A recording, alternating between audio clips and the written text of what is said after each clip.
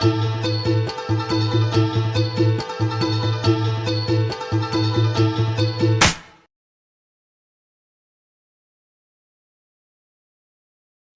ុំចង់ប្រាប់ហើយខ្ញុំចង់បង្ហាញអំពីសិល្បៈនៃការសាក់សុខហាមតាមការពិតវាជាអត្តសញ្ញាណដែលបានបន្សល់ទុកពីចាស់បុរាណដូច្នេះកុំតន់គិតវាយតម្លៃឃើញមានរូបសាក់លើជើងលើដៃគូប្រវេមក៏បានថាញ៉ែញ៉ៃវាជាសិល្បៈក្នុងការកែច្នៃប្រៀបធៀបឥឡូវគឺសម័យទំនើបបងប្អូនជួបអ្វីក៏មិនចិត្តរំភើបមិនឃើញតែមានសាក់ជាមនុស្សមិនល្អវាគឺជាតែមួយតុបតែងល្មមគ្រប់ប្រទេសគេដែលទាំងអស់គ្នាទទួលស្គាល់ពីរឿងចាក់សាក់ឥឡូវគេបើកចំហមិនចំពោះអ្នកមានឬចំពោះអ្នកក្រហើយនៅមានច្រើនទៀតទូភ្ញៀវទេសចរចឹងហើយខ្ញុំប្រាប់ដូចជាខ្ញុំជាអ្នករ៉េបក៏មានសាក់ជាប់ខ្លួនទៅសរសេររៀបរាប់តាក់តែងពីជួនព័ត៌មានប្រការសាក់បាត់ដល់បងប្អូនឲ្យយល់បានដឹងពីស្ដាប់ឮហើយមិនទាន់គិតទាន់ខឹងមើលមកពួកខ្ញុំថាមនុស្សប្រេផ្ដាស់តាមពិនចឹង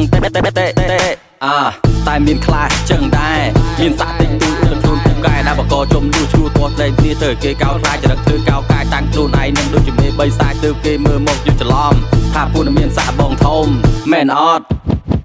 កុំឃើញខ្ញុំសាក់គិតថាខ្ញុំឌឺខ្ញុំឃើញខ្ញុំដឹងហើយខ្ញុំនឹងឈឺ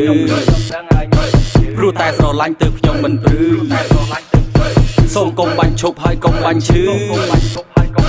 កុំឃើញខ្ញុំសាក់គិតថាខ្ញុំឌឺខ្ញុំឃើញខ្ញុំដឹងហើយខ្ញុំនឹងឈឺព្រោះតែស្រឡាញ់ទៅខ្ញុំមិនព្រឺសូមកុំបាញ់ឈប់ហើយកុំបាញ់ឈឺ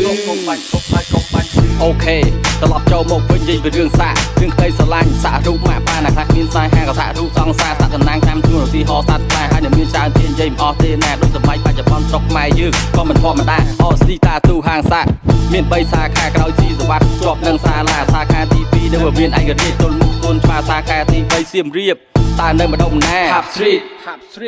សាក់រូបមួយចេញមកកលីស្តង់ដាហ្មងមើលទៅឡើងហ៊ីតចូលមកហើយ Sit night to meet you what you want to do ចង់ចាក់ឬក៏ចង់គូសាក់តែមួយផ្លែតមិនស៊ីម៉ោងយូរអ្នកធ្វើការសុទ្ធតែមានជំនាញទាំងសាក់ទាំងគូធានាថាពេញចិត្តមិនគិតឲ្យរអ៊ូរីឯតម្លៃថោកគូធូរសេវាកម្មរហ័សឧបករណ៍ប្រើប្រាស់សុទ្ធតែនាំចូលពីបរទេសមានសុវត្ថិភាពសូមប្រាប់ឲ្យជ្រាបចឹងហើយខ្ញុំសូមជម្រាបជួនជាដំណឹងទាំងទីជាទីថ្ងៃខ្ញុំជាងនេះគ្រាន់ចង់បង្ហាញហើយចង់បញ្ជាក់កុំតន់ហាមើលងាយដល់ពលរដ្ឋសាក់តាមពិតទាំងអស់នឹងគឺជាការស្រឡាញ់ហើយនឹងការចូលចិត្តអូខេ